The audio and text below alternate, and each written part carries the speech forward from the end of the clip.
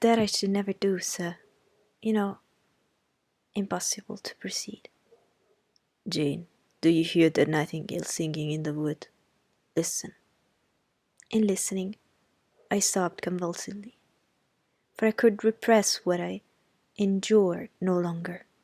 I was obliged to yield, and I was shaken from head to foot with acute distress.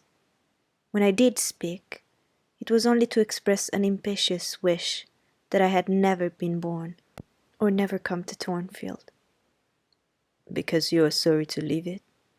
The vehemence of emotion, stirred with grief and love within me, was claiming mastery, and struggling for full sway, and asserting a right to predominate, to overcome, to live, rise, and reign at last. Yes, and to speak.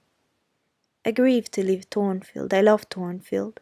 I love it because I have lived in it a full and delightful life. Momentarily at least. I have not been trampled on. I have not been petrified. I have not been buried with inferior minds and excluded from every glimpse of communication with what is bright and energetic and high. I have talked face to face with what I reverence, with what I delight in, with an original, a vigorous and expanded mind. I have known you, Mr. Chester, and it strikes me with terror and anguish to feel I absolutely must be torn from you forever. I see the necessity of departure, and it is like looking on the necessity of death. Where do you see the necessity? He asked, suddenly. Where? You, sir, have placed it before me. In what shape? In the shape of Miss Ingram, a noble and beautiful woman, your bride. My bride? What bride? I have no bride. But you will have. Yes, I will. I will. He set his teeth. Then I must go. You have said it yourself. No, you must stay. I swear it, and the oath shall be kept. I tell you I must go, I retorted, roused to something like passion. Do you think I can stay to become nothing to you? Do you think I'm an automaton, a machine without feelings? And can bear to have my morsel or bread snatched from my lips, and my drop of living water dashed from my cup? Do you think because I'm poor, obscure, plain, and little, I am soulless and heartless? You think wrong. I have as much soul as you, and full as much heart. And if God had gifted me with some beauty and much wealth, I should have made it as hard for you to leave me as it is now for me to leave you. I am not talking to you now through the medium of custom, conventionalities, or even more mortal flesh. It is my spirit that addresses your spirit, just as if both had passed through the grave, and we stood at God's feet, equal as we are. As we are, repeated Mr. Chester. So, he added, enclosing me in his arms, gathering me to his breast, pressing his lips on my lips. So, Jane. Yes, so, sir, I rejoined. And yet not so, for you are a married man, or as good as a married man, and wed to one inferior to you, to one with whom you have no sympathy, whom I do not believe your true love. For I have seen and heard you sneer at her. I would scorn such a union. Therefore I am better than you. Let me go. Where, Jane? To Ireland? Yes, to Ireland. I've spoken my mind and can go anywhere now. Jane, be still. Don't struggle so, like a wild, frantic bird that is rendering its own plumage in its desperation. I am no bird, and no net ensnares me. I am a free human being with an independent will, which I now exert to leave you. Another effort set me at liberty, and I stood erect before him. And your will shall decide your destiny, he said. I offer you my hand, my heart, and a share of all my possessions. You play a farce which I merely laugh at. I ask you to pass through life at my side, to be my second self and best earthly companion. For that fate you have already made your choice, and must abide by it. Jane, be still a few moments. You are overexcited. I will be still too. A waft of wind came sweeping down the laurel walk, and trembled through the boughs of chestnut. It wandered away, away to an indefinite distance. It died. The nightingale's song was then the only voice of the hour, and listening to it I again wept. Mr. Rochester sat quiet, looking at me gently and seriously. Some time passed before he spoke. He at last said, "Come to my side, Jane, and let us explain and understand one another." "I will never again come to your side. I am torn away now, and cannot return." "But Jane, I summon you as my wife. It is you I only intend to marry." I was silent. I thought he mocked me. "Come, Jane, come hither." "Your bride stands between us." He rose, and with a stride reached me. "My bride is here," he said, again drawing me to him. "because my equal is here, and my likeness. Jane, will you marry me?" Still I did not answer, and still I writhed myself from his grasp, for I was still incredulous. "Do you doubt me, Jane?" "Entirely." "You have no faith in me?" "Not a whit." "Am I a liar in your eyes?" he asked passionately. "Little skeptic, you shall be convinced. What love have I for Miss Ingram? None, and that you know. And what love has she for me? None, as I have taken pains to prove. I caused a rumour to reach her that my fortune was not a third of what was supposed, and after that I presented myself to see the result. It was coldness both from her and her mother. I would not, I could not, marry Miss Ingram. You strange, you almost unearthly thing, I love as my own flesh. You, poor and obscure, and small and plain as you are, I entreat to accept me as a husband." "What, me?"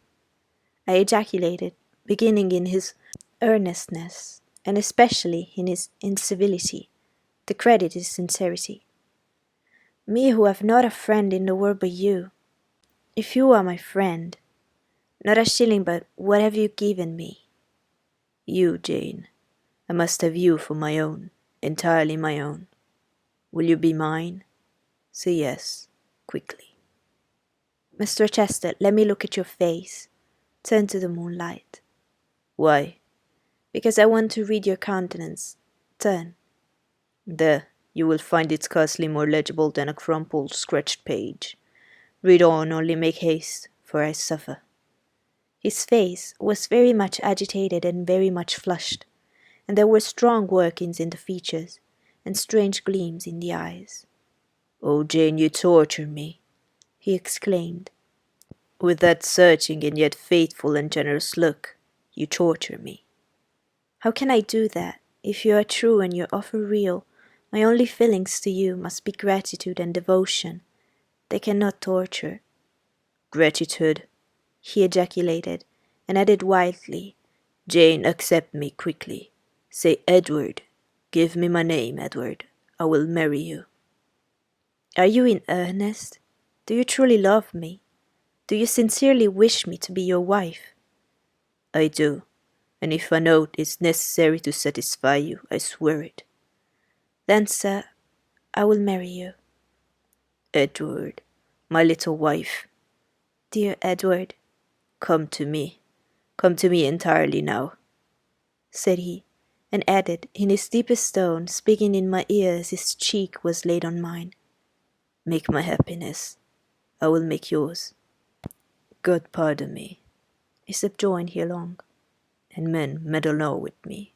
I have her, and will hold her." "There is no one to meddle, sir. I have no kindred to interfere." "No, that is the best of it," he said, and if I had loved him less, I should have thought his accent a look of exultation savage.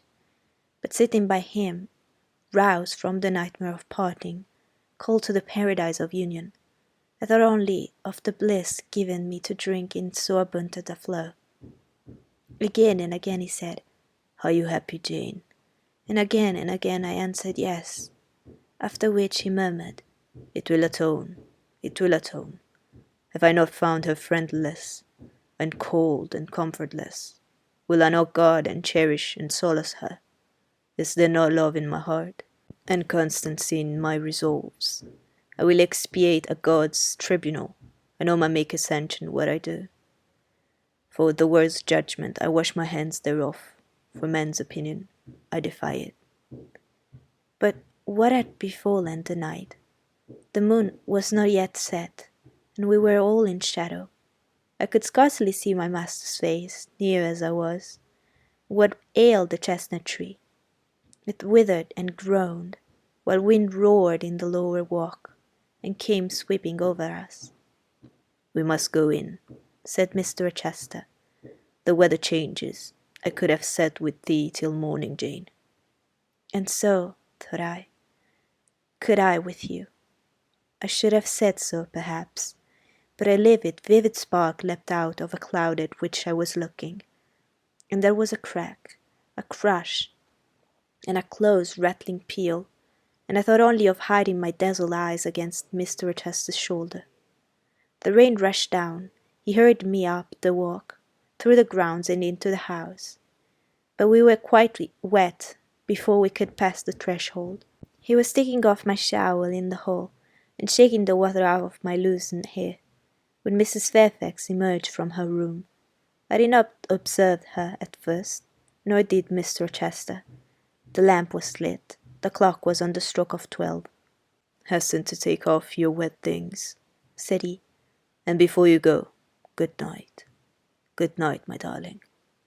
He kissed me repeatedly. When I looked up on leaving his arms, there stood the widow, pale, grave, and amazed.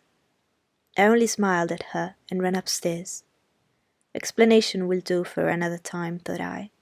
Still, when I reached my chamber, I felt a pang at the idea she should even temporarily misconstrue what she had seen.